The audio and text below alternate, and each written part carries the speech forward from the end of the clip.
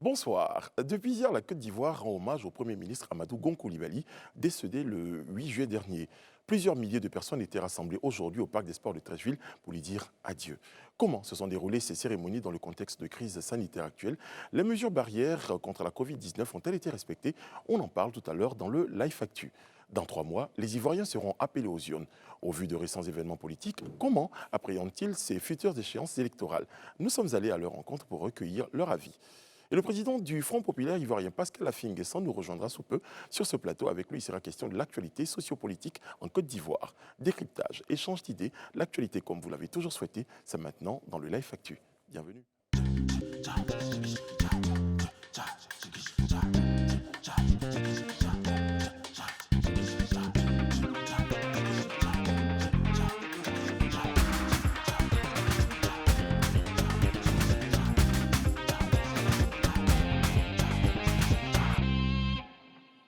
Et nous sommes mercredi, et comme tous les mercredis, nous avons rendez-vous tout à l'heure avec notre invité pour l'After Talk. Et pour décrypter toute cette actualité, j'ai avec moi la meilleure team, la The Team. Et je pense qu'hier, j'avais commencé par ma droite dans les présentations.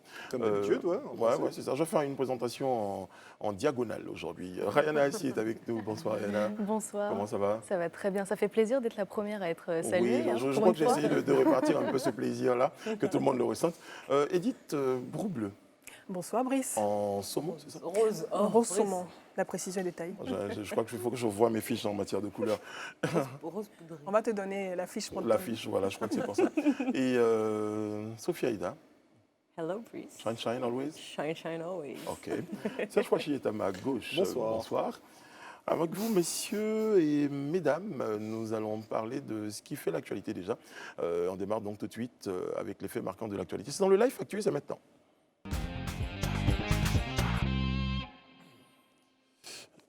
Life Actu, hommage au Premier ministre Amadou Gon Coulibaly au Palais des Sports et à la mosquée de la Riviera. On fait le point de cette nouvelle journée d'hommage avec vous, Rayana.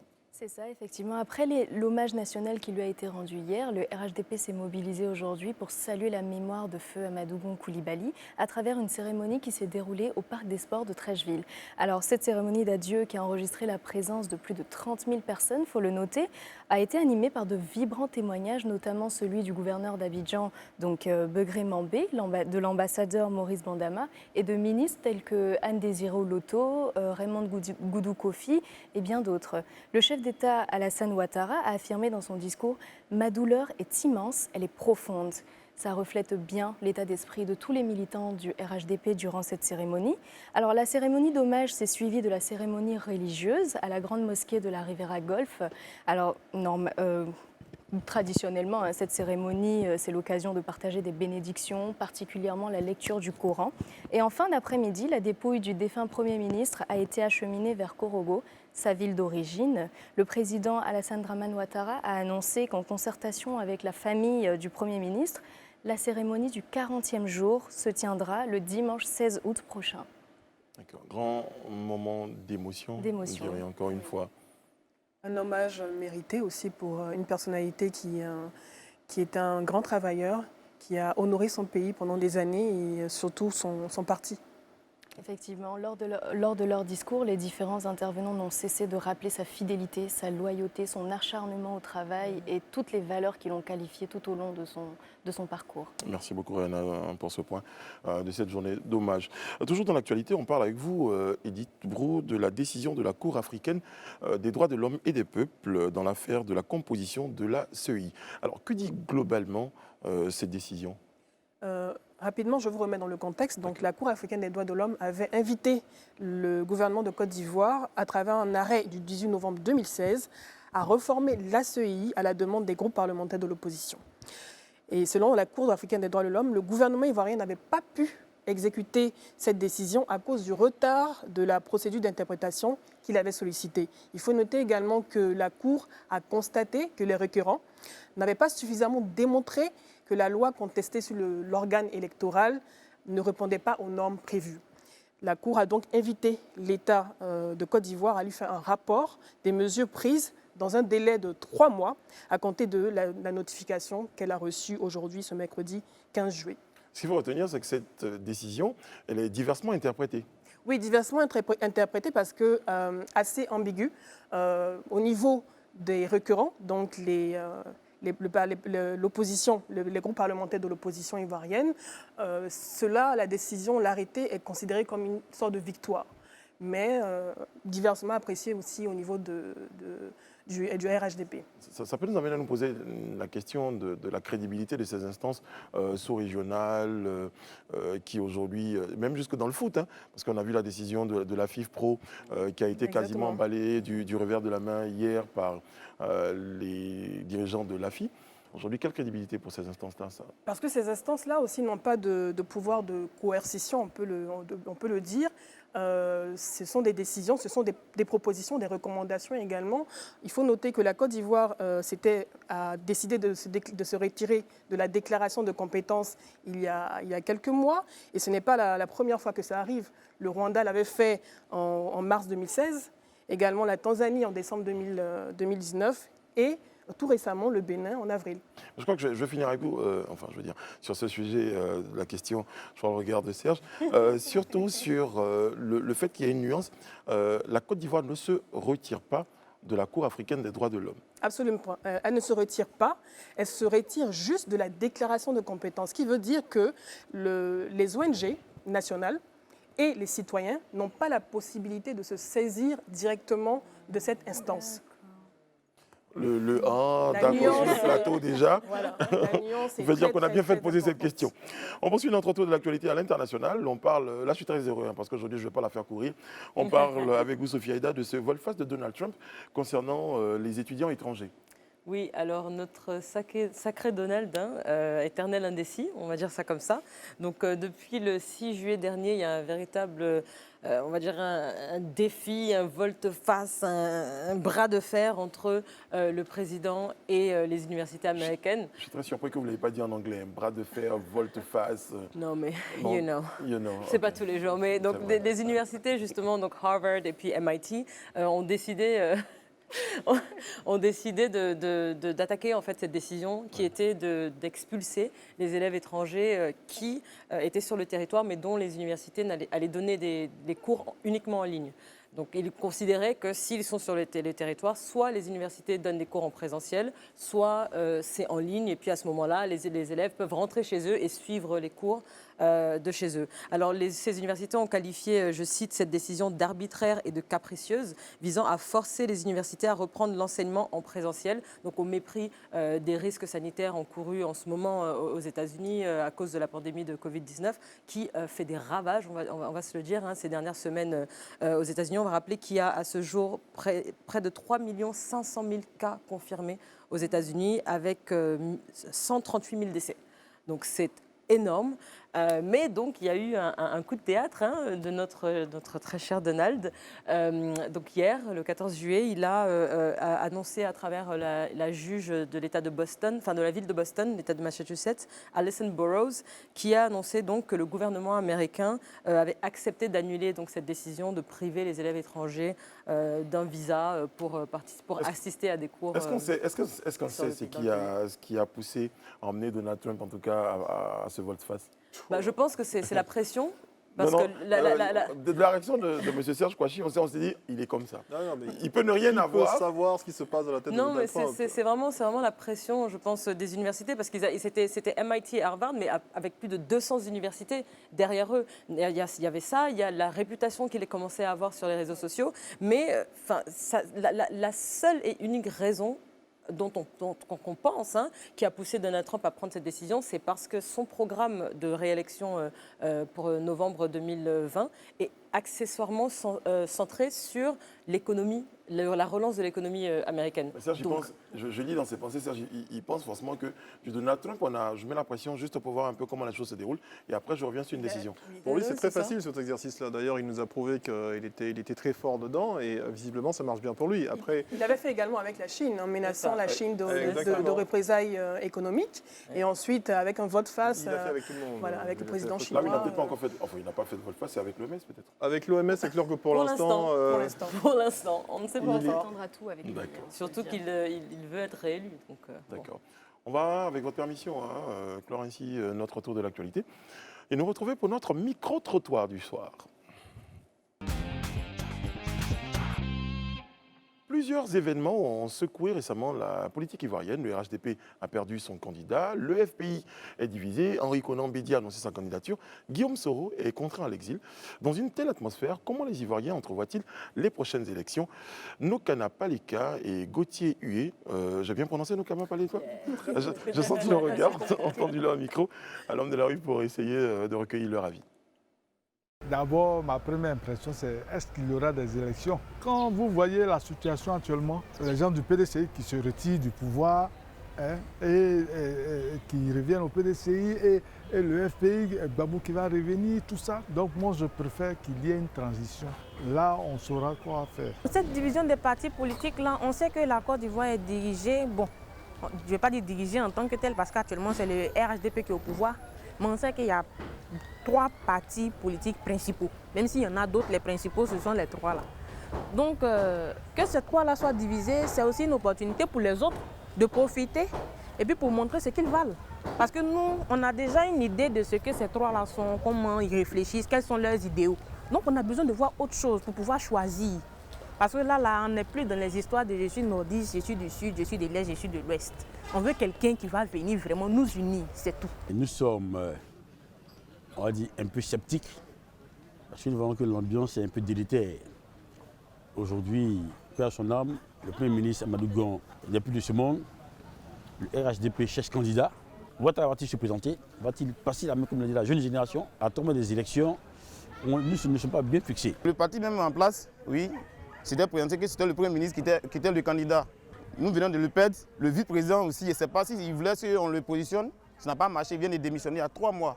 On te lâche, il y a un grand souci. Avec l'état du pays et autres, là, je préfère même qu'on laisse les élections pour l'année prochaine comme ça. Parce qu'il y a d'abord le décès aussi du Premier ministre, il y a le FPI qui n'est pas totalement en paix en tant que tel. Il y a une division entre le FPI.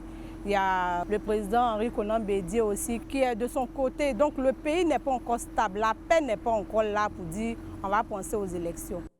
On peut imaginer que les Ivoiriens sont partagés entre de l'espoir, hein, mais je dirais même directement de l'inquiétude quand même face aux futures échéances électorales. Vous partagez mon sentiment? Oui, bien sûr, parce qu'en général, chaque période précédant les élections est émaillée de tensions, parfois de violence. On l'a vécu pendant l'élection présidentielle en 2010 et même auparavant. Donc il y a une sorte pas de tradition, c'est le mot est un peu trop fort, mais d'habitude en fait de ces périodes électorales. Donc à juste titre, et surtout au regard des derniers événements, je pense que les Ivoiriens ont raison de s'inquiéter. Effectivement, je pense que les événements se réunissent pour semer le doute dans le cœur des Ivoiriens. On a eu la situation sanitaire, donc avec le Covid-19 qui soulevait déjà des petites réflexions, des questions de report et tout ça.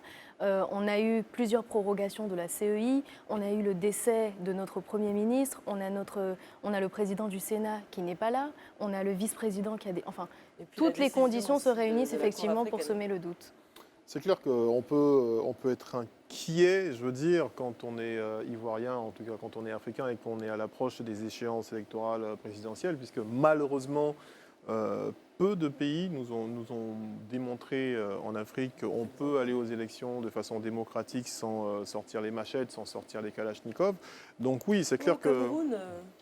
J'ai dit peu. Non, j'allais poser la question, Sophie. Non seulement j'ai dit peu de pays, mais j'ai dit d'aller aux élections de façon démocratique. Après, c'est démocratique aussi. À vous de me dire, en tout cas. Ouais. Mais en tout cas, moi, je vais être optimiste en me disant on peut quand même, à un moment donné, tirer les leçons des erreurs passées. Vous dire qu'aujourd'hui, les Ivoiriens ont vécu cette crise qui était très traumatisante pour eux. Je pense que on pourrait quand même se dire on peut faire attention pour ne pas retomber dans les mêmes erreurs. Mais c'est assez difficile, surtout dans un contexte actuel où même la CEI, la Commission électorale indépendante, est contestée en fait par certains partis de l'opposition.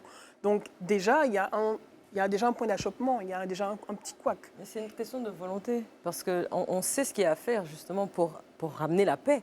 Premièrement, Mais est-ce que des mesures sont prises pour arriver à cela, c'est-à-dire rassembler les C'est pour ça que je dis que c'est une question de volonté. Arriver à un consensus. Il faudrait que les uns et les autres aient la volonté justement Et de surtout prendre voir conscience ces des dangers élections se qu'on passer. encourt. Parce que la CEI et tout le monde, on est tous ivoiriens.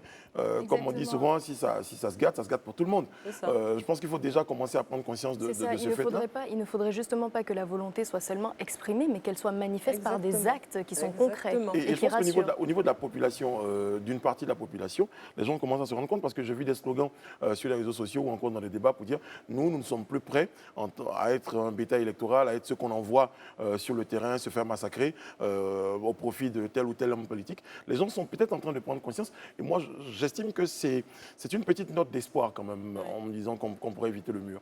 Oui, on a pris conscience, surtout aux dernières élections, que voilà, la violence ne nous résout rien.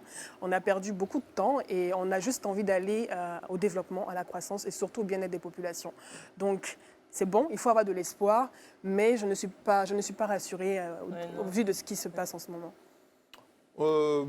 Allez, oui, non, mais j'entends votre optimisme, Brice, mais pour moi, tant qu'il y aura politique, tant qu'il y aura homme politique, il y aura toujours instrumentalisation, surtout de la jeunesse. Et quand on sait qu'en Côte d'Ivoire, nous avoisinons les 60% d'analphabétisme, c'est difficile aujourd'hui d'être si optimiste. Je ne dis pas que je suis pessimiste, en tout cas pour le destin de la Côte d'Ivoire par rapport à ces élections.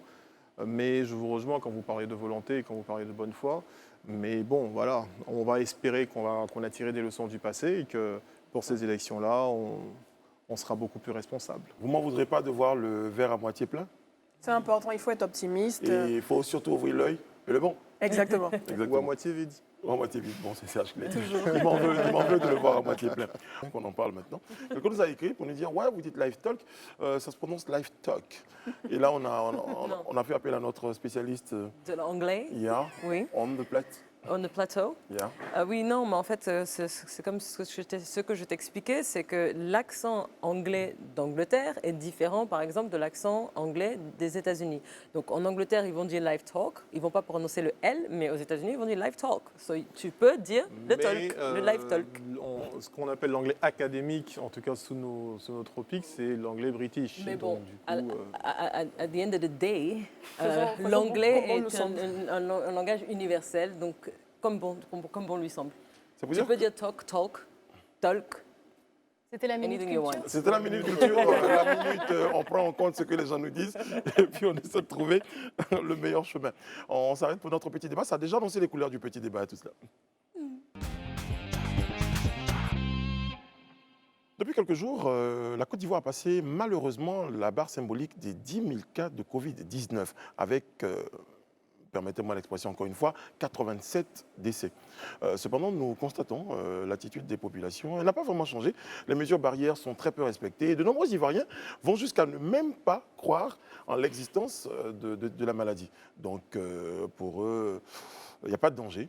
Et ça entraîne certains comportements. Maintenant, la question qu'on s'est posée, c'est que faire face à cette situation? Comment emmener les Ivoiriens à respecter les mesures restrictives contre le coronavirus? Place au petit débat avec mes amis sur le plateau. Déjà, constat. Est-ce que vous imaginez, enfin, est-ce que vous êtes d'accord avec moi ou pas, de dire que depuis l'annonce de la lutte contre la Covid-19 en Côte d'Ivoire, est-ce que vous avez l'impression ou le sentiment que les Ivoiriens ont intégré les mesures barrières? Est-ce que c'est très respecté? Oui, moi je pense que oui. Moi je pense que oui, en tout cas, depuis le début de cette crise-là, peut-être pas dans les premiers jours, mais après le travail de sensibilisation qu'a fait le gouvernement sur le terrain, on les a vus aller même jusqu'à l'intérieur du pays, dans les contrées les plus reculées, pour sensibiliser dans toutes les langues sur cette maladie-là. Les gens ont pris conscience. Au départ, il y avait des problèmes de moyens au niveau des hôpitaux, au niveau des masques, des gants. Le gouvernement a fait vraiment des efforts. On a même vu sur des plateaux de télévision en France où on n'a pas forcément entendu la Côte d'Ivoire, mais on savait très bien que c'est de nous qu'on parlait lorsqu'on disait que certains pays, même sous-développés, donnaient des masques Qu'est-ce qui vous fait dire qu'on gratuitement. parlait de nous? Qu'est-ce qui vous fait dire qu'on parlait de nous? Ça, c'est mon avis personnel. En tout cas, ça m'a fait plaisir de l'entendre parce qu'effectivement, le gouvernement a fait beaucoup à ce niveau-là pour que les Ivoiriens prennent conscience. Donc oui, pour répondre à votre question, Brice, je pense que les Ivoiriens ont bien pris conscience à un moment. Moi, le bien me pose problème parce qu'au regard de ce qu'on constate, il y a encore des gens qui se retrouvent dans des marches et non-respect de la distanciation. Il y aura toujours des gens qui vont ne, pensez que la qui ne vont majorité a pas pris conscience obéir, mais enfin, une grosse majorité a pris conscience. Non, mais Vraiment. il Et faut ça se signifier voit. aussi Ça qu'il y se a eu voit un dans- relâchement. Il y Voilà, a eu un relâchement exactement. depuis les levées des mesures De couvre-feu. de couvre-feu et tout ça. Psychologiquement, je pense que la population se dit bon, on n'est plus tellement à risque et tout ça. Et puis on croit toujours que ça arrive aux autres quand ça ne nous arrive pas. Hein. Mais Je ne suis pas totalement d'accord parce que il y a eu beaucoup de campagnes de sensibilisation, comme tu l'as dit, je te rejoins même sur ce point, que ce soit au niveau des artistes, que ce soit au niveau des médias ou des radios de proximité à l'intérieur dans les villages. Et même au niveau de gouvernement, il y a eu des tournées de certains ministres à l'intérieur du pays. Quand je me déplace dans la ville, je vois des personnes, surtout au niveau des automobilistes, toujours avec leur cache-nez. J'ai l'impression même que lorsqu'on oublie son cache-nez et son masque, on retourne rapidement à la maison pour le récupérer parce qu'on ne peut pas accéder à certains endroits. La police aujourd'hui surveille. Oui, bien sûr. Et donc, il y a des mesures qui sont prises. Les populations font vraiment des efforts pour respecter. Mais, Parce qu'il y a un mais. parce qu'il y a toujours un mais, il y a peut-être un peu de relâchement à certains moments. C'est vrai que la maladie s'est installée. Elle est là, elle est définitivement là, on va dire, en griffe pour l'instant. On espère qu'elle va vite disparaître. Mais il y a un peu de relâchement à certains moments. Le relâchement, il est presque mondial, effectivement. Oui, il est mondial, même en France. Je pense que dans les premières heures, on était tous traumatisés. Face à quelque chose qu'on ne connaissait Alors, pas. La preuve qu'on parlait de confinement, c'était un mot devenu tellement à la mode, mais la Côte d'Ivoire n'a jamais été officiellement confinée. Mais les Ivoiriens se sont auto-confinés. Exactement. On a vu des mairies monter au créneau pour demander à leurs concitoyens de ne pas sortir et de s'auto-confiner s'ils n'avaient pas grand-chose d'important à faire dehors. Donc ça prouve que dans les premières heures, il y a eu une vraie prise de conscience. Sauf qu'après qu'on était dans le couvre-feu qui accompagnait les mesures d'urgence, quand on a levé ce couvre-feu-là et que les gens ont commencé à repartir au travail, la vie a commencé à reprendre, on s'est dit, bon, bah, de toute façon, tant qu'à faire, on vivra avec. Donc c'est là que ce relâchement est venu. Mais aujourd'hui, je pense que le relâchement dont on parle, on ne pourra vraiment plus y échapper quand on a des images de rassemblement. Hein, parce qu'il ne faut pas le cacher. Au Parc des Sports, par exemple, on a vu un rassemblement de personnes, de centaines de personnes, pour ne pas dire 30 000. de milliers de personnes. Alors, avec des cache-nez peut-être ou pas, parce que j'en ai vu sur des photos sans cache-nez, mais ne venons pas après nous dire après que la Côte d'Ivoire a passé le cap des 13 000 cas et qu'il va falloir sait respecter que des les mesures espaces clos, de façon la mesure restreignant le nombre de personnes, le rassemblement de personnes à moins de 50 personnes. Donc justement, à ce propos, moi j'aime bien qu'on nous dise, qu'on nous rappelle un tout petit peu ce que disent les textes du Conseil national de sécurité. Le Conseil national de Il est très sécurité prompt nous sur la dit- question. Non, oui, bien sûr, parce que vous allez comprendre pourquoi. Nous dit qu'ils maintiennent donc la fermeture des frontières terrestres et maritimes. Ils disent par exemple que l'isolement du Grand Abidjan se termine donc à partir du 15 juillet 2020. Contrôle systématique du port du masque dans les véhicules et les lieux publics, ainsi que l'application des mesures coercitives définies par décret. Je pense que c'est un des points les plus importants. Du maintien de la fermeture des bars, des boîtes de nuit, cinémas et lieux de spectacle. Du confinement obligatoire de toutes les personnes vulnérables, y compris les femmes enceintes.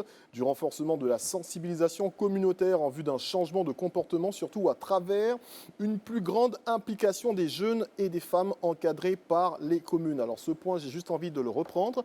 Du renforcement de la sensibilisation communautaire en vue d'un changement de comportement, surtout à travers une plus grande implication des jeunes et des femmes encadrées par les communes. Alors, très franchement, qui a demandé à ces milliers de personnes d'aller se rassembler au Parc des C'est Sports? pour ça que tout à l'heure, quand vous me disiez que le message de la sensibilisation était bien passé, que les gens ils avaient bien compris l'importance des gestes barrières et tout ça, j'ai eu un peu de... Le message est passé. Après, il y a un appel. On parlait du relâchement. Du gouvernement et ce relâchement-là, aujourd'hui, je pense qu'il est devenu presque légal. Donc du coup, c'est c'est plus un relâchement au niveau de la population, c'est même au niveau... Là, il est presque légal. niveau. Et ce qui est contradictoire, malheureusement, c'est qu'on maintient toujours les bars, les boîtes de nuit, les cinémas et les lieux de spectacle fermés. Moi, Alors, ma de question, mémoire c'est quoi la différence d'Ivoiriens... entre un maquis et un bar. On va y arriver, mais de mémoire d'Ivoiriens, en ce qui concerne des spectacles, des concerts, j'ai rarement vu 30 000 personnes réunies. Je ne veux pas faire de comparaison, mais je veux juste pouvoir dire qu'on devrait aujourd'hui, dans ce élan-là, alléger ces mesures pour permettre à des familles de continuer à vivre parce que leur activité est fermée depuis 4 mois, alors qu'on ne comprend pas pourquoi. Aujourd'hui, dans des bars, vous avez l'État qui a permis à ce que on ait pendant ces mois-là, qu'on ne soit pas obligé de payer les loyers à ses propriétaires en ce qui concerne les bails commerciaux, mais on leur est redevable. Est-ce qu'ils se disent... Il y a une suspension, mais il n'y a pas une annulation. Donc quand ces bars-là vont reprendre, si jamais ils reprennent un jour, ils seront redevables de tous ces mois de loyer, de toutes ces factures également. Énorme. On devrait pouvoir leur permettre d'ouvrir aujourd'hui avec ne serait-ce que des mesures pour dire, écoutez, 50 personnes maximum et respecter les mesures barrières. C'est possible. Par rapport à ça, c'est quoi la différence entre un maquis et un bar? Parce que quand je vois... insistes sur ce Oui, point, non, mais en fait, j'arrive Oui, pas à bien sûr. comprendre exactement. Mais non, mais je la comprends parce qu'il y a des maquis assez Je vois Le maquis, c'est un des bar à ciel ouvert. rassemblements, je vois des Disons les choses rassemblements concrètement. Le avec maquis, c'est un bar à plusieurs ciel ouvert. personnes. Et vous avez dans un maquis rempli des gens qui sont assis côte à côte aujourd'hui. Il ne faut pas qu'on se cache les choses. Sans masque, On les voit. en Sans train de masque. manger D'ailleurs, de toute ou façon, de c'est boire. difficile de manger et de boire avec un masque. Rihanna veut me dire quelque chose. Pour revenir sur le point du rassemblement qui a eu lieu aujourd'hui, le constat est le suivant. Ils ont pris en compte certaines mesures de sécurité. Ouais, donc parce je qu'on vais- avait vu les photos. Voilà, Oui, je de vais la vous les veille, citer. De la veille, oui. Des chaises, avec Ouais. 1 mètre d'écart Oui, et mais tout, ça c'est ne parfait. respectait pas les 1 mètre d'écart. Quand tu as 30 000 Moi, je dis non, personnes, non. c'est difficile de continuer à respecter les 1 En mètre d'écart. disposition, en amont, ça respectait les 1 mètre d'écart. amont. Maintenant, quand vous Après, avez il 30 s'est 000 passé personnes quelque sur On se posait déjà ces questions, s'inquiétait. Est-ce que ces dispositions allaient pouvoir tenir au regard Alors, de le l'importance de dispositif qui a l'événement? été mis en place, c'est que déjà, on avait une seule entrée pour le public. Il y avait un rang, donc les gens attendaient pour se faire Avec 1 mètre laver de les mains distance. avant de rentrer. Ah non. Avant d'entrer dans le parc, il y avait des tunnels de désinfection au sein du parc. À chaque entrée du terrain de foot, il y avait des militaires de la garde républicaine présents pour inviter chacun à porter son masque. Mais au-delà de ça, on voit bien que les chaises n'étaient pas assez distanciées. On voit bien que le nombre de personnes s'élevait à beaucoup plus que 50 personnes. Donc il y a déjà... Et voilà, même on dans les règle gradins, déjà pas- tout le monde était très resserré au niveau des positions assises, en fait. Ben justement, la réaction aujourd'hui des Ivoiriens, c'est bon, vous nous dites, vous ne voulez pas qu'on se réunisse à plus de 50 dans des endroits, mais là, on voit clairement que lors d'un c'est événement, faisable. aussi important soit-il, parce que je pense qu'il y a un volet exceptionnel Tout de à fait. cet événement-là Tout à à fait. prendre en compte, mais ils se disent, même si c'est un événement exceptionnel, ça ne justifierait pas qu'il y ait ces mesures barrières-là qui sont ici foulées au D'où pied. le point de Serge, lorsqu'il fait le parallèle avec les bars, les Est-ce que ce sont des cinémas événements qui qui ne sont... sont pas... Excusez-moi, mais vous allez me dire peut-être Oui. que ce n'est pas comparable. Non, Mais il a si on parlé parle de dans loi, cet élan, excusez-moi, de mais cette vous parlez pas situation, d'exception, pouvoir permettre c'est vrai. également C'est vrai, cette nous sommes exception. tous attristés par Oui. le décès de notre, Premier ministre. notre Premier ministre. Nous sommes tous attristés, très franchement. On a tous eu envie de rendre hommage. Et d'ailleurs, nous, on l'a fait sur ce plateau et en tout premier, d'ailleurs, en ce qui concerne les Exactement. médias dans ce pays. On est tous attristés de cela, d'accord. Mais la loi, on parle de loi. On parle de loi. On parle de loi. Ceux qui surtout nous de santé. dictent les lois ne sont pas exempts au-dessus de ces lois. Ouais. Donc à un moment, prenez vos responsabilités véritablement et dites, OK, l'état d'urgence est levé, ne serait-ce que pour les bars, les cinémas, où on peut facilement respecter le mètre de distance entre en espaçant des fauteuils, par exemple dans une salle de cinéma. On peut organiser des concerts en disposant des chaises avec 1 mètre de distance, lavez vos mains avant d'entrer, mettez vos cache-nez. Prenez ces responsabilités-là et faites revivre l'économie, parce qu'à un moment, il faut comprendre que ce secteur-là, aussi tertiaire soit-il, il fait rentrer beaucoup C'est d'argent le choix quand même. que Et les gens, les pays ont y fait vivent. lorsqu'elles ont levé les mesures, Bah, je sais qu'en France, barrières en exactement, France. oui. Bien sûr, L'économie, voilà, voilà, la il faut faire sauvegarde le de choix de voilà, l'économie à un moment. la sauvegarde de À l'économie un a moment. été un des points qui a pesé le plus dans la balance à un moment donné. Est-ce qu'on ne peut pas aujourd'hui, est-ce qu'on peut pas imaginer aujourd'hui que le divertissement devient un peu le parent pauvre de toute cette chaîne en se Mais bien disant, bon, sûr, bien c'est des gens qui sûr. vont dans un Mais bar bien pour aller sûr. boire, pour Le aller... divertissement, la c'est le culture. divertissement. Surtout la on prend un culture, coup. surtout Ouais. la culture. La culture. Parce que lorsqu'on parle d'un concert, il a dit 30 000 personnes, on ne peut pas le voir dans un concert, mais 4 000, 3 200 personnes. Voilà, il faut que la culture puisse vivre. Et c'est des personnes, c'est des pères de famille, des mères de famille qui, pour l'instant, depuis 3 ou 4 mois, n'ont pas d'activité. Moi, c'est ce qui m'inquiète, c'est avec l'ouverture du Grand Abidjan maintenant, on sait que 96% des cas, selon le ministère de la Santé, sont L'épicentre, concentrés c'est le Grand Abidjan. dans le Grand Abidjan. Mais, Toutes ces personnes maintenant qui vont pouvoir aller Aller vers à l'intérieur Korogo. du pays, où vers Korogo, justement pour Mais les c'est bon, abcès. on a renforcé les Oui, oui, capacités et puis les au tests, niveau de l'intérieur du pays. On oui, a des mais laboratoires voilà. qui sont opérationnels Oui, mais aujourd'hui, donc ça ça devrait ne aller. Je sens de l'ironie, je sens de l'ironie Mais Mais sens on de risque l'ironie une dans nouvelle ce vague de commentaire. contamination. Non, Et il ne oui, faut pas oublier c'est que ça. les chiffres continuent d'exploser. On a passé la Exactement. barre des On a 13 000 cas Mais confirmés. c'est parce que le nombre de tests a été également multiplié. On Et fait aussi, beaucoup plus de tests maintenant. Donc, si Tenir on fait compte plus de du tests fait que la maintenant létalité en et Côte qu'on d'Ivoire est l'un des plus bas en Afrique. 0,7 je pense. Oui. En Afrique, c'est quand même pas mal. Mais bon, là, pour l'instant, on est sur les textes et c'était avant rassemblement de 30 000 personnes. Il faut dire, si à rassemblement de 30 000 personnes, c'est qu'on peut ouvrir les bars, les maquis. Ouvrons les bars, ouvrons les maquis, ouvrons les cinémas, soyons responsables d'un moment, laissez les gens vivre. Parce qu'il y a des gens qui se meurent aujourd'hui. Oui, 15 millions, je pense que c'est un peu ce que doit le gros Bédel en ce moment. Je crois qu'il a décidé de transformer son espace en... Après, si vous voulez plus restaurant. qu'on ouvre des bars, il faut le dire justement, comme Bédel le disait dans Willy à midi aujourd'hui, dites-nous, dites à ces personnes-là qui sont des gens intelligents, qui peuvent vous dire, bon bah écoutez, ok, il n'y a pas de souci, la volonté est de fermer les bars, il n'y a pas de problème, on va réaménager nos Se espaces, réadapter. on va faire des restaurants. Ou sinon, tu peux transformer ton bar en maquis chic. Ah là c'est différent et ça peut être un peu compliqué parce qu'on a eu un cas dans ce... Enfin bref. On va retenir qu'il y a un appel. On va retenir qu'il y a un appel qui est lancé pour qu'on regarde plus attentivement la situation des tenanciers de bars, des gérants de maquis, des personnels de cinéma. En tout cas, toutes ces personnes-là ont besoin de vivre. Et il faut les artistes, les DJ, il faut les prendre en compte. managers. Oui, mais surtout, la population a besoin d'avoir un exemple de ce qu'on lui demande de faire. Aussi, pour le retenir. Je crois que le débat était très, très, très enlevé sur le plateau et d'ailleurs l'objectif c'est de provoquer ces réflexions-là et voir dans quelle mesure trouver des solutions. Je crois que c'est ça qu'il faut Et retenir. surtout de parler au nom des Ivoiriens. Absolument, dire ce que les Ivoiriens ont envie, qu'ils se sachent, j'ai envie de dire. Envie de faire entendre. Voilà. Ok. On va retrouver notre invité, c'est justement à ce moment-là qu'on va lui poser quelques petites questions. L'invité du talk, c'est maintenant.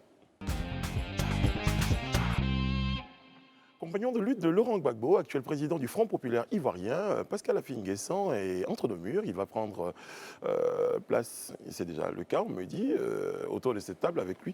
Nous allons aborder la situation sociopolitique en Côte d'Ivoire. Bonsoir, monsieur. Bonsoir. Merci de nous faire l'honneur et l'amitié d'être sur ce plateau. Vous avez suivi certainement notre petit débat tout à l'heure à propos du non-respect des mesures barrières. Votre sentiment sur la question ? Mais dans une certaine mesure, vous avez raison. Les mesures ne sont pas totalement respectées. Il y a un manque de rigueur dans la gestion de cette pandémie. Et je pense que si nous étions plus rigoureux, plus attentionnés, peut-être que nous aurions déjà réussi à stabiliser la situation. Vous seriez aux commandes du pays, vous auriez autorisé l'ouverture des bars, des cinémas ? Non, pas du tout. Je pense même qu'il faut durcir. On aurait dû durcir les mesures depuis l'origine. Il y a eu beaucoup de laxisme. On a fermé les bars, mais on sait que les gens se débrouillent pour continuer de manière détournée à se rassembler. C'est ça le plus dangereux, de se cacher pour le faire. Si Bien on avait sûr, dit, par bien exemple, sûr, on parce ouvre qu'il n'y les a bars pas et on suffisamment limite à pris de 50 conscience. personnes. Voilà. Il n'y a pas suffisamment pris de conscience. On a imposé les masques, mais on voit bien que dans la rue, les gens se promènent sans masque. Les gens vivent comment quand ils sont... vous souhaitez, par exemple, qu'on durcisse les mesures, mais ceux qui sont dans le domaine d'activité, comment vivent-ils aujourd'hui ? Mais justement, c'est pour cela qu'il faut que le gouvernement mette en place des mesures d'accompagnement. Et les financements qui ont été sollicités auprès des institutions internationales devraient servir à cela. On nous a parlé de près de 1000 milliards d'appui à la gestion du phénomène, mais pour le moment, on ne voit pas. En ce qui concerne les petits métiers, le secteur informel, les professions libérales, on ne voit pas tellement ce qui est fait pour eux. Pour revenir à l'actualité, M. Pascal Affi, ils sont dans une décision ce matin, donc on le disait, la Cour africaine des droits de l'homme et des peuples invite le gouvernement ivoirien à réformer la CEI dans un délai de 3 mois, à la veille des élections. Comment vous appréciez cette décision ? Mais nous l'apprécions positivement, puisque la Cour africaine des droits de l'homme va à la rencontre de nos préoccupations. Nous avons déjà dit, après la mise en place des commissions locales, qu'elles n'étaient pas équilibrées. Nous avons souhaité que cela soit réformé et je crois que c'est cette décision qui vient d'être prise par la Cour africaine des droits de l'homme. Nous en sommes totalement satisfaits et puis nous attendons que le gouvernement veuille bien prendre les mesures pour que nous puissions discuter de la manière de mettre en place des commissions locales qui satisfassent tout le monde. Pensez-vous que ça sera le cas ? Je l'espère bien. De toute façon, le gouvernement n'a pas beaucoup de choix. À 3 mois des élections. Est-ce que c'est possible ? Oui, c'est possible. C'est une question de volonté. En une journée, nous pouvons régler cette question. Nous avons des idées, nous avons des propositions. Donc, cela peut se régler. Mais il faut qu'il y ait la bonne volonté. Il faut qu'il y ait la volonté de faire en sorte que les élections à venir se tiennent dans la paix, dans la sérénité. Et je pense que nous n'avons pas intérêt à créer les conditions d'une nouvelle violence, d'une nouvelle crise. Donc, le pouvoir en est conscient. Et puis, j'espère bien qu'ils prendront les décisions. En tout cas, c'est rassurant de vous l'entendre dire. Monsieur Pascal Affi-N'Guessan, à quelques mois de l'élection présidentielle, dites-nous comment le FPI s'organise avec deux tendances pour espérer présenter un candidat fort.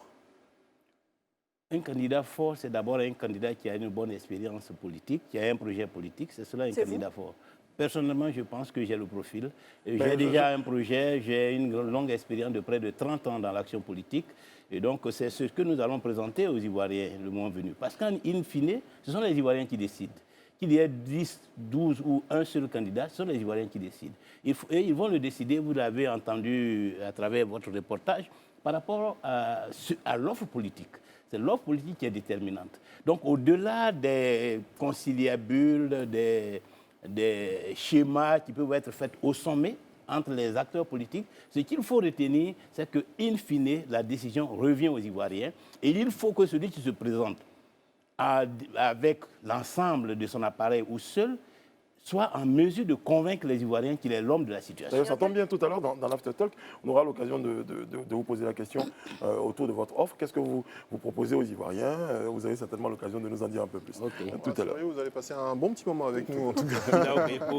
Moi, j'ai juste envie, monsieur Affi-N'Guessan, de vous poser la question, de savoir, vous venez nous dire que vous avez 30 ans d'expérience dans le jeu politique. J'ai envie de connaître votre regard d'analyste politique sur la démission du vice-président. Quelle analyse faites-vous de cette démission? L'analyse que nous faisons, nous l'avons d'ailleurs exprimée dans une déclaration, c'est que le régime actuel est en lambeaux. C'est le délitement complet. Ils sont à bout de souffle.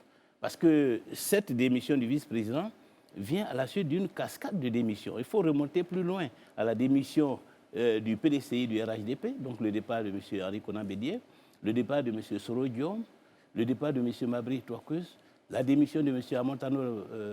Amontano et ensuite, malheureusement, le décès du Premier ministre, suivi du décès et du départ du vice-président. Ça veut dire qu'aujourd'hui, il y a une crise institutionnelle. Manifestement, ce pouvoir-là est en fin de parcours. Il manque de jus, il n'a plus la capacité d'offrir une proposition attrayante aux Ivoiriens. Donc il faut faire en sorte que les élections arrivent le plus rapidement possible pour régénérer l'appareil politique au niveau de l'État, pour légitimer à nouveau des nouvelles personnalités pour diriger le pays. Excusez-moi, monsieur Affi, mais on peut dire la même chose en ce qui concerne votre parti. Mais nous sommes dans l'opposition. Nous n'avons pas la responsabilité de l'État du Côte d'Ivoire. Mais vous voulez aujourd'hui briguer justement cette responsabilité-là avec un parti qui est en morceaux aujourd'hui. Ce n'est pas grave. Ce qui est essentiel, est-ce que celui qui incarne même un morceau du parti, qu'est-ce qu'il propose? Est-ce que ce qu'il propose est attrayant pour les Ivoiriens? Est-ce que lui-même, en tant qu'acteur politique, la posture politique qu'il adopte, le projet politique qu'il porte, la vision qu'il a de l'avenir de la Côte d'Ivoire est suffisamment convaincant pour pouvoir rassembler les Ivoiriens? Mais justement, on s'est dit de façon très basique, un rassembleur au sein du parti, il faut juste qu'on ait de bonnes idées pour que les Ivoiriens nous choisissent. Le parti, c'est une chose. Parce que les uns et les autres sont libres d'adhérer à un parti, de quitter le parti quand ils veulent. C'est le cas du PDCI, par exemple, où plusieurs personnes sont parties. C'est le cas du RHDP, où aussi d'autres partis sont partis. Mais dans ce conglomérat, il faut que les Ivoiriens fassent un choix. Et le choix ne se fera que par rapport à l'offre politique et par rapport, je dirais, à la personnalité politique qui porte cette offre. Mais ça fait justement, les Ivoiriens peuvent se dire, voici quelqu'un qui n'arrive même pas forcément à rassembler toutes les forces au niveau de son propre parti. C'est cette personne-là qui espère briguer un mandat où il espère réunir tous les Ivoiriens. Ce qu'il n'arrive pas à faire. Oui, mais le problème du parti, c'est un problème de vision. Si les gens ne sont pas d'accord avec votre vision, pourquoi vous voulez qu'ils soient avec vous? Bon, alors monsieur... Mais s'ils ne sont pas d'accord, est-ce que la vision qu'ils contestent agrée les Ivoiriens? Ça veut dire que si demain vous êtes à la tête du pays, que les gens ne partagent pas une partie de votre vision, vous laissez... Mais c'est le but de l'élection. L'élection, c'est de leur soumettre ma vision. voilà, je suis au FPI, j'ai une vision. Il y a des gens au FPI qui ne sont pas d'accord, mais vous, les Ivoiriens, qu'est-ce que vous en pensez? Est-ce que vous êtes d'accord avec ceux qui me contestent, qui me combattent, ou est-ce que vous êtes d'accord avec ma vision? Si vous êtes d'accord avec ma vision, venez, nous allons construire la Côte d'Ivoire. On va mettre les deux pieds dans le plat, justement. Pour parler de vos camarades du FPI, est-ce qu'on peut savoir aujourd'hui qu'est-ce qui s'est passé ou qu'est-ce qui se passe? Qu'est-ce qui vous divise? Ce qui nous divise, c'est le pouvoir. Parce que nous sommes arrivés... Oui, c'est tout. Ce qui se passe à l'intérieur du FPI, c'est de savoir qui va porter les couleurs du FPI, qui va être devant. Et à vous écouter, on sent qu'il n'y aura pas de réconciliation possible entre vous et vos camarades du parti. C'est possible. C'est possible. Parce que nous sommes dans un jeu de compétition pour savoir qui va... Plusieurs personnes souhaitent être à la place où je suis. Quelles sont ces personnes? Oh, mais de toute façon, vous le savez bien. Ou même s'ils ne le souhaitent pas, ils ne veulent pas que ce soit affiché. Quelles sont ces personnes, monsieur Affi? Mais ceux qui sont dans la dissidence aujourd'hui, vous connaissez tous ceux... Enfin, je ne sais pas si vous suivez la vie politique en Côte d'Ivoire en ce qui concerne le Front populaire ivoirien, mais on connaît tous ceux qui sont dans la dissidence. Et ceux-là, mais c'est une situation générale, hein. Ce n'est pas propre au FPI. Puisqu'il faut qu'il donne... Par exemple, je prends le cas même du RHDP. Oui. Pourquoi Soro Guillaume a quitté le FPI, le RHDP? Parce qu'il voudrait être celui qui porte les couleurs du RHDP aux élections. Et parce qu'on a choisi Amadou Gon, il est parti. C'est la même chose. Puisqu'il faut donner la différence au FPI, c'est que pour le moment, personne n'est parti. D'accord. Même s'il y a cette contestation du leadership d'Afi, de la prééminence d'Afi, mais ils sont encore, je dirais, dans les parages. Ils sont encore là, ils sont peut-être mécontents, ils attendent peut-être le bon moment pour... Certainement. Et moi, je suis persuadé que le moment venu, on saura se retrouver. Et puisqu'on parle de non, parce que aujourd'hui, quels sont vos rapports avec Assoadou? Quels sont vos rapports avec Simone Gbagbo? Mais nous avons, bon, personnellement, on se parle au téléphone. Hein. J'ai été reçu dernièrement par Simone Gbagbo. On s'est parlé, Assoadou, je l'appelle. Mais le problème qui se pose n'est pas un problème personnel, c'est un problème politique. Voilà. C'est un problème de leadership. Voilà. Donc ce n'est pas parce que vous vous parlez que les gens acceptent forcément. Donc il faut que cette bataille puisse à un moment donné trouver son dénouement. Mais dans ce cas, Oui. vous considérez et respectez Gbagbo comme votre père. Pourquoi rejeter Assoadou qui a sa confiance? Pourquoi ne pas suivre sa vision? Mais si elle est pertinente, je suis prêt à la suivre. Mais si on est dans une logique, je dirais, de xénophobie, d'opposition radicale, où on ne veut pas, on n'est pas engagé dans la réconciliation, alors que le pays a besoin de réconciliation, de paix, et qu'on n'a pas une offre attrayante, parce qu'on me conteste, mais on ne me dit pas exactement quelle est la vision, quel est le projet qui pourrait m'engager. Moi, je suis prêt à m'engager derrière un leader politique qui me propose une offre politique pertinente. Je suis prêt. Mais si je ne le vois pas de cela, je ne vais pas suivre les gens tout simplement parce qu'ils s'appellent Assoadou ou bien ils s'appellent X. Mais justement, l'alternative peut-être pour ne pas suivre les gens, ce serait ce que certains Ivoiriens se demandent, pourquoi Pascal Affi N'Guessan ne va pas faire comme Amadou Coulibaly, créer un parti tout simplement? Mais je suis président d'un parti et puis vous voulez que j'aille créer un autre parti? Un parti où il y a une dissidence. Les gens vous contestent. Ils contestent même, ils vont jusqu'à contester votre légitimité. Au PDCI, il y a des gens qui sont partis, mais est-ce que Bédier est parti? Au RHDP, des gens sont partis, mais est-ce que Alassane Ouattara est parti? Pourquoi vous voulez qu'au FPI, parce que des gens ne sont pas d'accord? Mais être en désaccord avec un leader, c'est la logique, c'est ce qui est normal. Et ça ne vous empêche pas, vous qui avez votre appareil, de continuer votre combat. Le mot leader est très important. Edith va poser une question. Que pensez-vous du front qui a été, du front mené par celui que vous appelez dissident, M. Assoadou, le front qu'il mène avec d'autres partis d'opposition pour l'élection présidentielle? Ils sont libres. Ils sont libres de faire ce qu'ils veulent. Est-ce que ce n'est pas un désaveu? Ce n'est pas un désaveu, c'est les Ivoiriens qui peuvent me désavouer à l'occasion des élections. Mais le fait qu'un cadre ivoirien contestent mon leadership, veulent prendre ma place, pour moi, c'est tout à fait logique. Même à l'intérieur du parti, c'est logique qu'il y ait des combats, des batailles de positionnement. Mais le vrai problème, c'est parce que nous tous, c'est devant les Ivoiriens que nous allons. Et c'est dans l'opinion. Est-ce que l'offre que représente Affi va à la rencontre des aspirations des Ivoiriens ou pas? Est-ce que l'offre que propose Assoadou ou d'autres dissidents du FPI, est-ce que c'est cette offre-là qui peut sauver la Côte d'Ivoire? Voilà où se trouve le problème. Donc la question n'est pas de dire il faut suivre X ou il faut suivre Y. La question de savoir qu'est-ce que chacun dit, qu'est-ce que chacun veut, qu'est-ce que chacun propose. Vous parliez tout C'est à l'heure. là le problème important. Vous parliez tout à l'heure d'avoir le profil pour être le candidat du FPI. Non. Au vu de tout ce qu'on a dit, est-ce que vous pensez que vous êtes légitime? Parce que la population ne voit pas en vous ce rassembleur. Mais je vous le dis, on ne peut pas rassembler les gens si nous ne partageons pas la même vision, le programme. Donc si vous Pourquoi arrivez au vous ne voulez pouvoir pas dans demander un à État M. Ouattara démocratique, de rassembler le PDCI, le RHDP et tout ça? Pourquoi vous ne contestez pas à M. Ouattara le fait que M. Soro Guillaume soit parti? Si vous acceptez ce principe-là, que M. Soro Guillaume est libre de partir, M. Amontano est libre de partir, M. Denka est libre de partir, pourquoi vous n'acceptez pas que M. Assoadou parte du FPI? Est-ce qu'il a envie de partir du FPI? Mais justement, c'est pour ça qu'il donne une chance. Ça veut dire que ma situation est meilleure que celle de ceux des partis dans lesquels les autres sont partis. Parce que chez moi, des gens contestent, mais pour le moment, ils sont dans l'antichambre. Ça veut dire qu'ils ne sont pas encore totalement partis et qu'il y a une chance de les retrouver. Donc ça veut dire que la contestation de AFI n'est pas aussi radicale que celle qu'on observe au RHDP ou au PDCI. Pour le moment, elle n'est peut-être pas aussi radicale, mais elle est quand même à un autre niveau, parce qu'on conteste chez vous le fait que vous soyez le vrai président.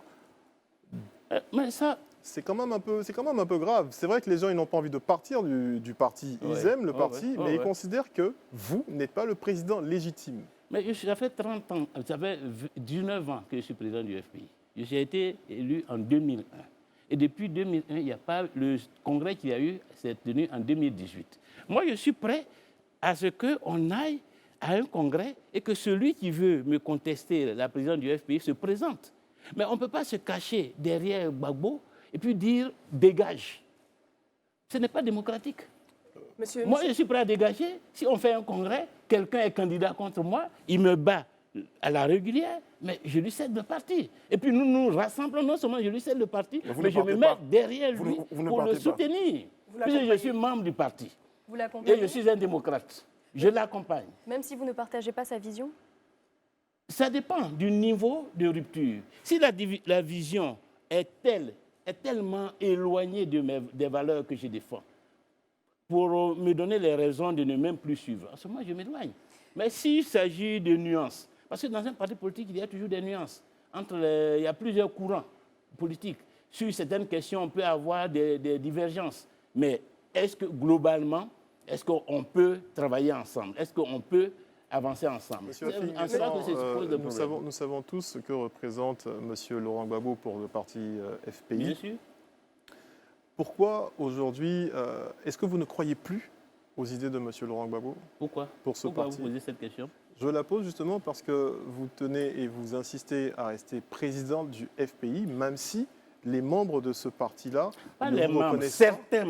Certains membres de ce parti ne vous reconnaissent pas comme le président légitime. Oui. Alors, si on ne vous reconnaît pas, vous, comme le président légitime, qui est ce président légitime-là? On sait très bien, enfin, tous, dans l'imaginaire de tous les Ivoiriens, en tout cas des membres de votre parti, que Laurent Gbagbo est une image forte de ce parti-là. Oui, mais il n'est pas le président. Parce que ce n'est pas parce qu'on a une image forte qu'on est le président de toutes les organisations nationales. On est président parce qu'on a été élu à un poste. Quel est son mot à lui, M. Laurent Gbagbo, en ce qui concerne cette situation? C'est à lui qu'il faudrait que vous posiez la question. Vous n'avez pas eu de discussion avec lui? Si, la position que j'ai eue avec lui le 3 janvier dernier, c'est que nous allions à un congrès unitaire. C'est que nous nous mettions ensemble. Mais je devrais discuter avec ceux qui se réclament exclusivement, parce que de toute façon, personne n'a renié Gbagbo. Nous tous, je peux dire, nous sommes des Gbagboïstes. Mais nous avons une appréciation divergente de la manière dont le FPI doit s'impliquer dans la vie nationale à l'heure actuelle, de la posture qu'il doit adopter, du projet qu'il doit proposer.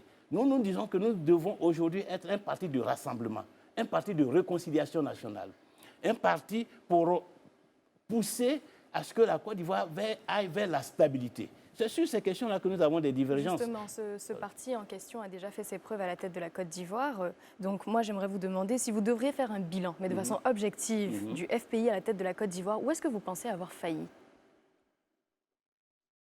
Oh, peut-être nous avons failli certainement dans la défense de la Côte d'Ivoire face à la rébellion armée.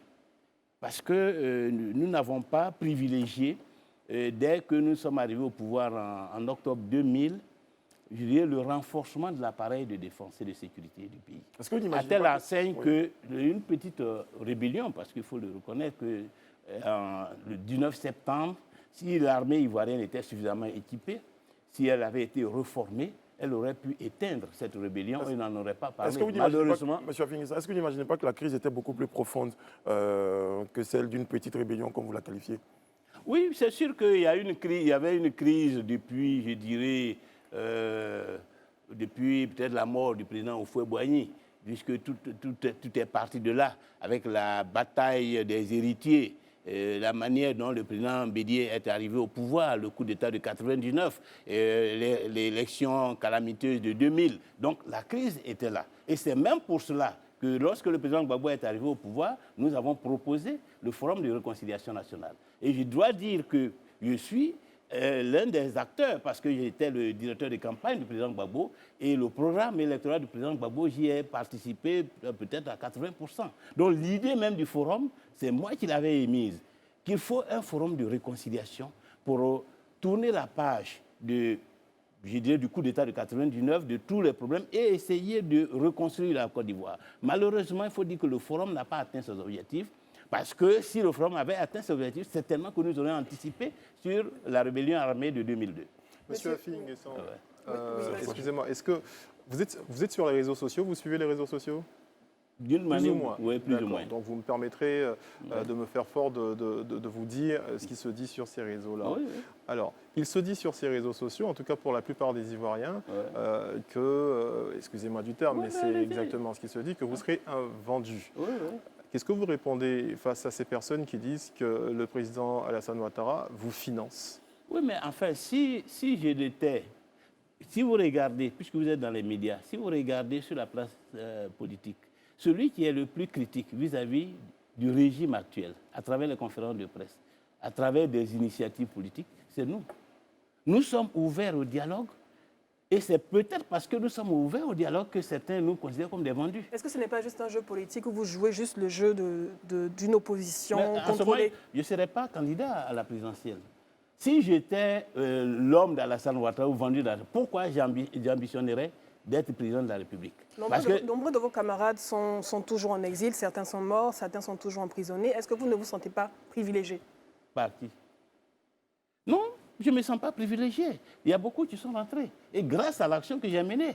Parce que dans la situation actuelle, il faut voir comment nous sortons de la crise. Comment nous faisons en sorte que tous les exilés rentrent.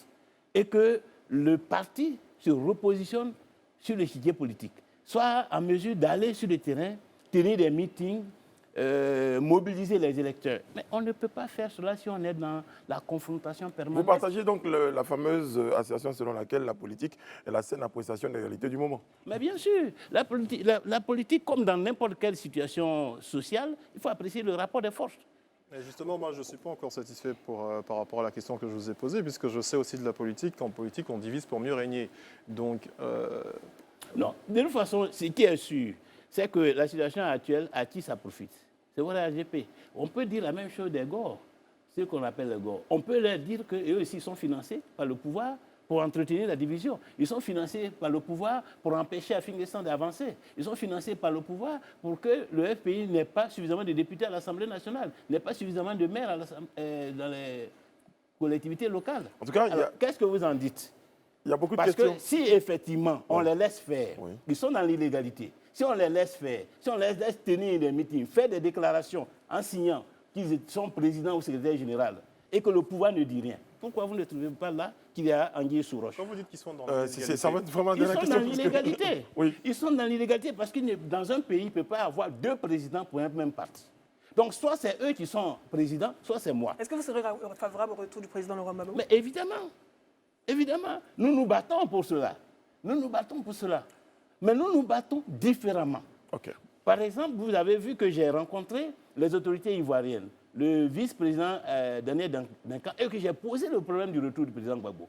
Parce que c'est de cette façon que, personnellement, j'entrevois la politique, je vois comment faire la politique. Faire la politique, c'est aussi discuter avec ceux qui sont au pouvoir. Monsieur Hafi, vous êtes encore En avec tout cas, nous. vous êtes avec pour nous. Il y deuxième aura d'autres moments où vous aurez l'occasion de développer justement dans cette deuxième partie. On va tout de suite commencer par cette rencontre, en tout cas en juin dernier, avec, en tout cas, vous avez suspendu votre participation aux négociations parce que votre camarade aurait signé un accord cadre avec le PDC d'Henri Konan Bédié. Est-ce que vous entendez reprendre les négociations?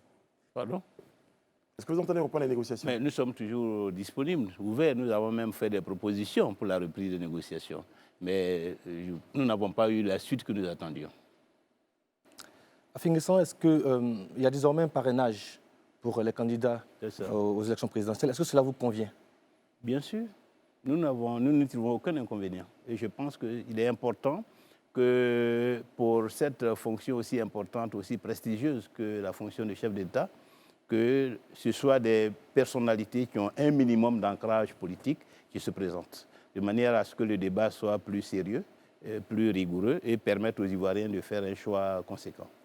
Je vous écoutais longuement pendant le live talk et l'impression que j'ai eue, c'est que finalement, vous êtes le candidat du FPI. Est-ce que vous êtes le candidat du FPI? Oh, je suis candidat à la candidature, c'est-à-dire que c'est le Congrès qui décide. Mais déjà, je suis prêt. Je vais présenter ma candidature dès que le parti va lancer l'appel à la candidature et ça va se faire certainement la semaine prochaine. Et j'espère bien avoir l'onction du parti pour le représenter en octobre 2020. Justement, cette onction-là, vous la recherchez chez qui? Chez le parti. Le parti existe. Il a une direction. Il a une tête forte aussi. Il a une direction de près de 300 membres. On a le responsable des jeunes, des femmes. On a tous les organes. Et nous avons plus de 300 fédérations. Nous avons près de 5000 sections sur le terrain. Près de 30 000 comités de base. C'est ça le FPI. Parce que nous ne faisons pas trop de bruit, mais nous sommes implantés sur l'ensemble du territoire, avec des hommes. Parce que ce qu'il faut savoir, c'est que s'il y a une défection à un niveau, il y a un remplacement. Donc si quelqu'un fait fédéral à Divo et qu'il n'est pas d'accord avec la vision et que pour cela il rentre en dissidence, je le remplace. Donc à Divo, j'ai un homme qui va continuer à, je dirais, faire la promotion du parti, à expliquer aux parents la vision que j'ai pour la Côte d'Ivoire, à expliquer aux parents pourquoi certains ne sont pas d'accord avec moi. Parce que moi, j'accepte que des gens ne soient pas d'accord avec moi. Parce que nous sommes dans un régime démocratique. Mais ce qui est important, c'est où se situe le désaccord et quelle est la position des Ivoiriens vis-à-vis de ce désaccord. C'est ça qui est important. Parce que nous ne pouvons pas tous avoir raison en même temps. Il y a un qui a tort dans cette affaire. Est-ce que c'est Afi qui a tort ou est-ce que ce sont les dissidents qui ont tort? Et ce sont les élections qui vont permettre aux Ivoiriens de comprendre la vision. Et je pense qu'aujourd'hui, beaucoup d'Ivoiriens ont d'ailleurs compris. Quand je regarde, quand je vais sur le terrain, quand nos militants, nos cadres vont sur le terrain, il y a beaucoup qui ont compris que j'étais victime d'une cabale pour des raisons de leadership. Et que ce n'est pas forcément ma vision qui est remise en cause. La preuve, c'est que ce que je proposais il y a 6 ans, c'est maintenant que certains courent derrière ce projet-là. Ils ne voulaient pas aller aux élections. Aujourd'hui, tout le monde demande à aller aux élections. Ils ne voulaient pas discuter avec le pouvoir. Aujourd'hui, tout le monde demande à discuter avec le pouvoir. Pascal Afi-N'Guessan, vous n'avez pas attendu que Laurent Gbagbo se prononce sur oui ou non sa candidature. Vous n'avez pas attendu même que les appels à candidature au parti soient ouverts pour annoncer déjà votre offre politique qui s'appelle Renaissance et que vous proposez dans quelques jours. Alors, de la refondation à la Renaissance, qu'est-ce qui va changer? Qu'est-ce que vous apportez de plus ou qu'est-ce que vous apportez de mieux? Ce que nous apportons de mieux, c'est d'abord notre expérience de l'action gouvernementale que nous amenons. Le FPI d'aujourd'hui et le candidat du FPI de demain ne sera pas du tout le FPI de 2000 et le candidat du FPI de 2000. Parce que ça n'a pas été bien? Non, parce qu'il y a eu l'expérience, parce qu'il y a de nouveaux défis. En 2000, nous n'avions pas une rébellion armée.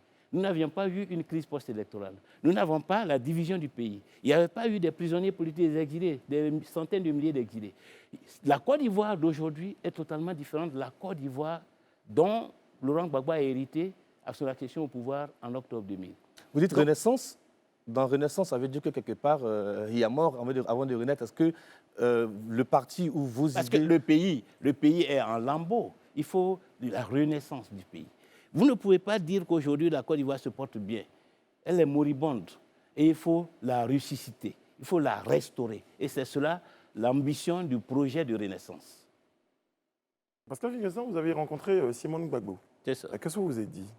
Or, nous avons parlé de l'unité du parti parce qu'elle s'inquiétait de la suspension des négociations. Et elle a voulu en savoir davantage et voir ce qu'elle pouvait faire pour que ces négociations reprennent. Nous lui avons expliqué, nous avons fait une proposition et nous attendons jusque-là le retour.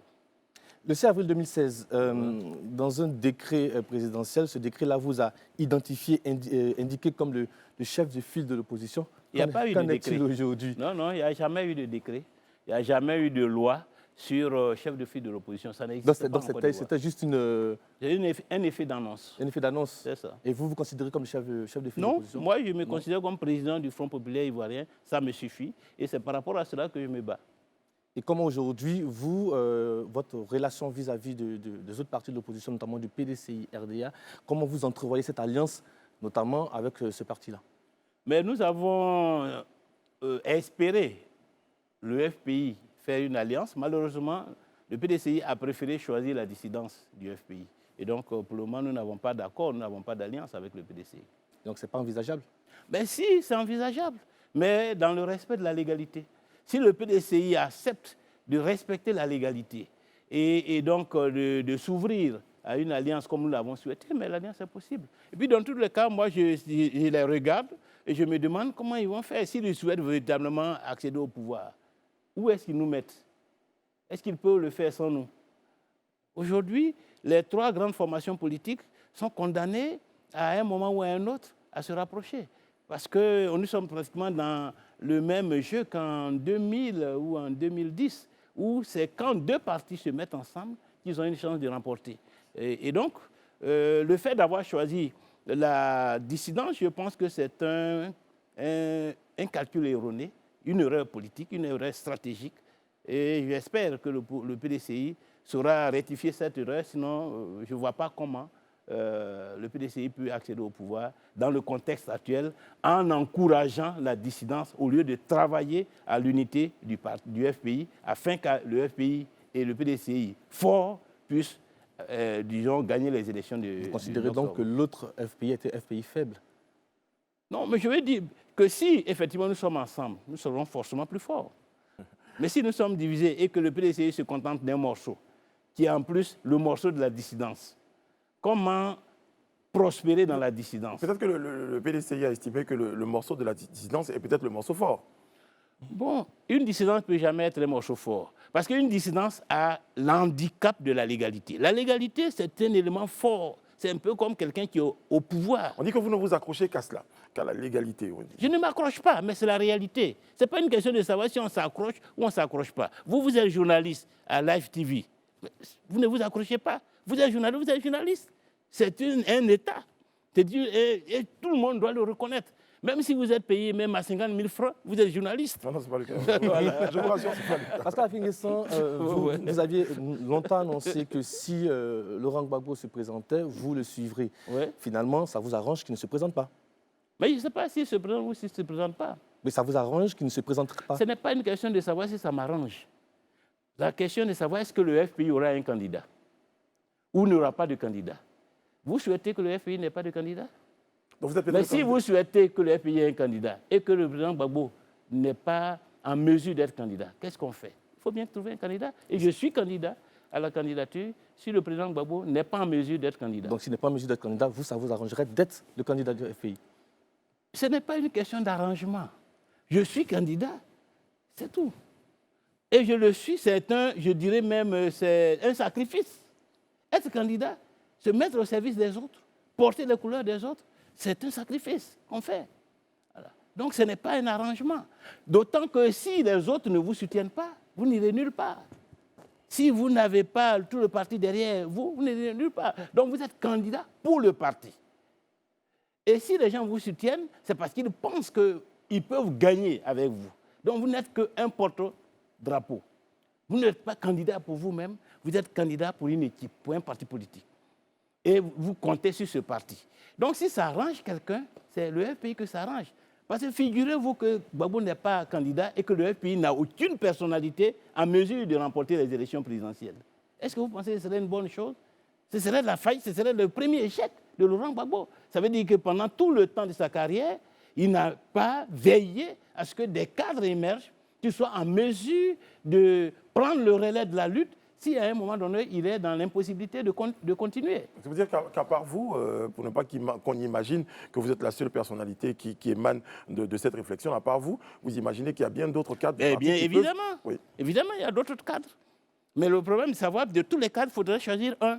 Et je considère que l'expérience que j'ai au niveau gouvernemental, en tant que président du Front populaire ivoirien depuis 19 ans, ce qui m'a permis de connaître la Côte d'Ivoire. Justement, ça nous permet de vous poser la question de l'offre, véritablement, face aux Ivoiriens aujourd'hui, de façon moins technique. Qu'est-ce que vous pouvez dire aujourd'hui pour rassurer les Ivoiriens qui se disent peut-être au fond d'eux, vous avez été Premier ministre, vous avez été maire, député, aujourd'hui... président du Conseil régional du Moronou. Exactement, et toutes ces choses-là. Qu'est-ce que vous leur proposez aujourd'hui qui ferait en sorte les rassurerait? Je leur propose la renaissance de la Côte d'Ivoire en partant sur 5 piliers essentiels. Le pilier de la réconciliation nationale, de la refondation de l'État. Le pilier du développement du capital humain, c'est-à-dire de la réforme de l'école, de la santé, de la politique sociale. Le pilier de la renaissance économique, de la modernisation des institutions. Il faut transformer l'économie ivoirienne. Le pilier de l'écologie et le pilier du repositionnement international de notre pays. Voilà les 5 piliers. Et en ce qui concerne le pilier social, le pays a tellement de choses à faire pour les jeunes, pour les femmes, pour les travailleurs, pour les paysans, en termes d'amélioration de leurs conditions de vie. Et donc, c'est ce programme-là qui comprend 20 programmes, en fait, 20 programmes dans 5 domaines et 220 projets. Et donc, nous avons suffisamment réfléchi aux problèmes que rencontre la Côte d'Ivoire et nous avons, sur chaque sujet, une proposition à faire pour le redressement national. À propos de sujets pour redresser le pays, on a rencontré les problèmes d'inondation. Pascal Affi-N'Guessan, qu'est-ce que vous proposeriez, par exemple, pour résorber les questions d'inondation en Côte d'Ivoire? D'abord, le gros problème de la Côte d'Ivoire commence d'abord par l'urbanisme. Pratiquement 5 localités seulement disposent d'un plan, d'un schéma directeur d'urbanisme. Ça veut dire qu'on construit de façon anarchique. Vous étiez au pouvoir, hein? Ils construisaient de façon anarchique pendant que vous étiez au pouvoir. Oui, évidemment. Mais on était au pouvoir et on était prêt à le faire lorsqu'on nous a attaqués en 2002 et que les uns et les autres ont pris les différents ministères. Et que le président Gbagbo a changé pratiquement de programme pour rentrer dans un programme maintenant de restauration de l'intégrité du territoire, de désarmement des rebelles. C'est ça qui était devenu le programme du président Gbagbo. Désarmer les rebelles, organiser des élections. Ce n'est pas à ce moment-là qu'on peut lutter contre les inondations, qu'on peut assainir la ville. Il n'y a pas de schéma directeur d'assainissement de la ville. Et donc, s'il n'y a pas de schéma directeur, il n'y a pas d'investissement suffisant dans ce domaine-là. Et donc, le programme que nous allons faire, c'est d'investir massivement dans l'assainissement de la ville d'Abidjan, de doter toutes les communes et chefs-lieux de sous-préfecture d'un plan et schéma directeur et de mettre en œuvre l'assainissement dans toutes ces villes. Tant que nous n'aurons pas réalisé cela, nous ne pouvons pas mettre fin aux inondations. Pascal Affi-N'Guessan, vous arrivez avec une offre à 2-3 mois de l'élection. C'est un peu trop tard pour tenter de convaincre les Ivoiriens de votre offre. Vous avez été là pendant 10 ans, pendant 20 ans sur l'échiquier politique. Qu'est-ce que vous allez nous proposer en 3 mois que vous n'avez pas pu faire en 10 ans? Mais c'est ce que je viens de vous le dire. Hein. Moi, Affi-N'Guessan, en tant que candidat, n'a pas fait 10 ans. Moi, j'ai été Premier ministre d'octobre 2000 à mars 2003. Et pendant ces 18 à 20 mois, les uns et les autres ont vu le travail que nous avons fait. Grâce à nous, nous avons repris la coopération internationale avec les bailleurs de fonds. Nous avons mis en œuvre de grands chantiers, l'assurance maladie universelle, la gratuité de l'école, la lutte contre les discriminations de salaire dans l'éducation nationale au niveau de la justice. Nous avons abattu un vaste chantier et nous aurions pu aller plus loin s'il n'y avait pas eu la rébellion armée qui a obligé à la mise en place d'un gouvernement de réconciliation nationale, donc à mon départ en mars 2003. Et donc, j'ai donc une bonne connaissance des dossiers de l'État. Mais après nous, il y a d'autres qui viennent de faire 10 ans. Et donc, en 10 ans, à un moment donné où les flux financiers affluaient, ils auraient pu résoudre ces problèmes-là. Ils auraient pu empêcher les inondations au quartier des Palmeraies. Il pourrait dire, par exemple, qu'ils ont bénéficié de votre héritage, de la mauvaise gestion de votre héritage. Non, ils ont bénéficié des avantages. Nous avons préparé le PPTE. Et ils ont bénéficié du PPTE dès qu'ils sont arrivés. Nous avons préparé tous les grands chantiers d'infrastructures, que ce soit le pont Henri Konan Bédié ou d'autres infrastructures de cette nature. Et ils ont eu la chance de les mettre en œuvre. Donc nous avons créé les conditions du redécollage de la Côte d'Ivoire. Malheureusement, tous ces milliards qui ont afflué en Côte d'Ivoire n'ont pas été utilisés à bon escient, à telle enseigne qu'aujourd'hui encore, chaque fois qu'il y a la pluie, ceux qui habitent ces quartiers-là ont la peur au ventre.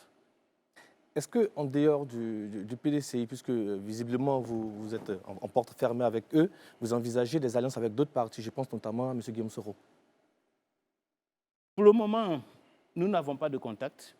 Pour le moment, nous n'avons pas de contact. Une alliance, c'est d'abord une opération entre deux mouvements. Nous n'avons pas de contact, donc je ne peux pas vous le dire. Le Front populaire ivoirien n'a pas encore débattu de cette question, donc je ne peux pas vous dire s'il y aura une alliance ou pas. Mais dans la politique, toutes les alliances sont possibles, au nom de l'intérêt national. Parce que ce qui compte, c'est l'intérêt national. Il faut que la Côte d'Ivoire ait un gouvernement qui puisse disposer d'une large légitimité. Si la légitimité est éclatée et que l'association de 2 ou 3 légitimités peut permettre au pays d'avoir un gouvernement qui bénéficie de la confiance du peuple, il ne faut pas hésiter. Celui qui refuse veut maintenir le pays dans l'instabilité. C'est pour cela que dans certains pays, vous avez vu que ce soit en Allemagne, en France ou dans d'autres pays, on a vu des partis qui, parfois idéologiquement, sont éloignés. Mais ils se sont mis ensemble. Pourquoi? Parce qu'il faut bien que le pays ait un gouvernement. Or, les élections ont consacré une division du paysage politique. Personne n'a une majorité absolue. Qu'est-ce qu'on fait? Il faut bien que des gens fassent le sacrifice d'approcher les autres, de faire des concessions sur leur vision politique pour que le pays ait un gouvernement. Parce qu'en définitive, c'est le pays. On ne peut pas laisser le pays dans une crise politique parce qu'on ne sait pas qui doit diriger. On a vu le cas en Israël, où pendant des mois, parce que les élections se sont soldées par, disons, un partage équitable des voix, on ne savait pas qui devrait constituer un gouvernement. C'est bien dans noté. Ce cas, il faut bien que des partis se mettent ensemble. On vous suit bien. Les Ivoiriens, je vous regarde, ils se disent, moi y compris, voici un parti à l'intérieur duquel il y a beaucoup de rififi. Ils ont du mal même à s'entendre. Et aujourd'hui, nous, les Ivoiriens, on a peur. On a peur, si les élections arrivent, on a peur. Qu'est-ce que vous pouvez dire pour nous rassurer? Mais je voudrais leur dire qu'il ne faut pas qu'ils aient peur. Parce que c'est eux, ce sont les Ivoiriens qui peuvent créer le désordre. S'ils ne sont pas d'accord pour créer le désordre, personne ne peut mettre le désordre. Pour qu'il y ait des ordres. Ce ne sont peut-être pas les Ivoiriens qui donnent des mots d'ordre en disant descendez dans les rues parce qu'on n'est pas d'accord, nous contestons. Ce sont les Ivoiriens qui obéissent aux mots d'ordre ou décident de ne pas obéir aux mots d'ordre. Donc vous comprendrez aujourd'hui que les Ivoiriens à qui vous pourriez dire nous ne sommes pas d'accord sur le résultat des élections, descendez dans les rues, vous comprenez que les Ivoiriens disent non, on ne descend pas.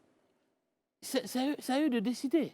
Donc c'est pour dire que ce n'est pas les leaders politiques qu'il faut regarder. Et il faut aujourd'hui que les Ivoiriens aient une attitude citoyenne. C'est-à-dire qu'ils prennent leur destin en main. Qu'ils sachent que le sort et l'avenir de la Côte d'Ivoire dépendent d'eux et non d'un leader politique. Les leaders politiques font des propositions, mais ce sont les Ivoiriens qui décident. Le leader politique peut se battre entre eux, mais ce sont les Ivoiriens qui décident, parmi tous ceux qui se battent, lequel nous voulons suivre. C'est ça. Le problème que nous avons aujourd'hui en Côte d'Ivoire, c'est cela. C'est que certains veulent confier leur sort au leader politique, leur avenir au leader politique, alors que ce sont eux qui doivent choisir le leader qui incarne leurs aspirations et qui peut donc mener la politique pour eux. Et c'est ça la souveraineté. La souveraineté n'appartient pas aux leaders politiques. La souveraineté appartient aux Ivoiriens. Et ce sont eux qui doivent choisir, parmi tous les cadres ivoiriens qui ambitionnent de diriger ce pays, celui qu'ils considèrent comme en mesure d'incarner leurs aspirations et de mener une politique qui peut faire avancer la Côte d'Ivoire. Et c'est pour cela que, personnellement, je minimise la crise au sein du FPI. Parce que je sais qu'in fine, comme je l'ai dit tout à l'heure, ce sont les Ivoiriens qui vont choisir. Ce qui est important, c'est qu'ils sachent qu'est-ce que AFI veut, où il va, quel est son projet. Est-ce que ce projet peut permettre à la Côte d'Ivoire d'avancer? Or, sur la question, je pense que depuis 6 ans, j'ai déjà suffisamment démontré ma vision et ma démarche. Je veux la paix, je veux la réconciliation nationale, je veux le progrès pour la Côte d'Ivoire. Et donc, si les Ivoiriens veulent la paix, je suis sûr qu'ils ne se détourneront pas de mon projet. Pascal Affi N'Guessan, je vais carrément changer de sujet. Vous bénéficiez depuis le 5 août 2013 d'une remise en liberté provisoire après la crise de 2010. Où en êtes-vous avec les affaires de justice? Mais on a fini avec ça. Il y a même eu une loi d'amnistie qui a été votée. Donc du coup, vous êtes mais pour tout le monde, pas pour moi seul, pour tout le monde, pour Simone Gbagbo, pour Assou Adou, pour tous ceux qui ont été impliqués dans la crise de 2010-2011. Nous tous, nous bénéficions d'une loi d'amnistie. Nous avons fait de la prison, certains pour 20 mois, d'autres 6 mois, d'autres 3 ans. Mais après tout, il y a eu une loi d'amnistie. Donc aujourd'hui, ce sont des questions qui sont classées. Et ce que nous souhaitons, c'est que cette loi profite aux civils et militaires qui n'en ont pas encore bénéficié. Je veux parler de tous ces militaires qui sont encore à la Mama. Parce que la loi d'amnistie a été une loi discriminatoire. Et nous pensons qu'au nom de la réconciliation nationale, il faut que tout cela retrouve la liberté. Pascal Affi N'Guessan, quels sont vos rapports réels? Quelle est la nature réelle de vos rapports avec Laurent Gbagbo? Est-ce que vous vous appelez? Est-ce que vous vous concertez concernant l'avenir du FPI? Est-ce que vous avez des contacts réguliers? Ou est-ce que vous évoluez de temps en temps en roue libre et de temps en temps vous prenez un peu son avis? C'est quoi la nature réelle de vos rapports avec Laurent Gbagbo? Évidemment, pendant un bon moment, nous n'avions pas de rapport compte tenu de la dissidence qu'il soutenait implicitement. Mais depuis le 3 janvier... Vous lui en vouliez pour ça? En politique, ce sont des mots qu'il faut laisser de côté, parce que ce n'est pas important. On ne peut pas en vouloir à quelqu'un de ne pas être d'accord avec vous. Mais parce que vous lui parliez quasiment pas. Non, mais moi, je n'ai pas de ressentiment par rapport à ça. Je comprends... C'est lui qui ne vous parlait pas? C'est lui qui ne me parlait pas. C'est lui qui ne me parlait pas jusqu'en janvier 2020, parce que pendant tout ce temps, j'ai demandé de façon insistante à le rencontrer pour qu'on trouve une solution à la dissidence au sein du Front populaire ivoirien, puisque les dissidents se réclamaient de lui et agissaient en son nom. Donc j'ai demandé, et ce n'est qu'en janvier 2020 que j'ai pu le rencontrer et que nous avons convenu de ressouder le FPI à travers un congrès. Et donc, nous sommes aujourd'hui dans la procédure, dans le processus qui devrait permettre d'aller à un congrès unitaire. Processus qui, quand même, reste quelque peu chaotique. Et je pense que dans les semaines à venir, certainement, si les conditions de voyage le permettent, je vais forcément aller encore à Bruxelles, tenter d'aller encore à Bruxelles pour voir comment réamorcer les choses. Vous êtes optimiste? Ouais. J'aurais peut-être terminer cet entretien par une question. Pascal Affi N'Guessan, êtes-vous confiant, si vous êtes candidat, de remporter les élections au nom du FPI? Logiquement, quand je regarde l'échiquier politique, j'ai toutes les chances. Logiquement, j'ai toutes les chances. Mais évidemment, une élection, ce n'est pas seulement avoir un bon programme, être un bon candidat. Il y a tout l'environnement, il y a toute la logistique, il y a un certain nombre de conditions qu'il faut réunir. Donc, dans une élection, ce n'est pas forcément le meilleur candidat en termes de programme qui gagne. J'ai lu dans votre visage, lorsque vous disiez ça, j'ai lu déjà de la confiance et je sens de la déception. Non, pas du tout. C'est pour quand même ne pas faire preuve de trop de suffisance, ne pas donner le sentiment qui d'un certain orgueil ou d'une certaine arrogance. Donc il faut être mesuré. Parce que même si on est confiant, il faut savoir que ce sont les Ivoiriens qui votent et que la décision leur appartient. Mais dans tous les cas, je pense que la Côte d'Ivoire ferait un pas décisif si Affi N'Guessan devenait le président de la République de Côte d'Ivoire en octobre prochain. Merci beaucoup, M. Pascal Affi N'Guessan, d'avoir été avec nous pour ce Live Talk. On vous donne rendez-vous mercredi prochain avec un autre invité. Et puis dès demain déjà, avec toute la team, Israël Guébo, Rayana Assi, Edith Bourbleu, Sophia Aida, Serge Kouachi, pour un autre numéro du Live Talk. D'ici là, prenez soin de vous. Que Dieu vous garde.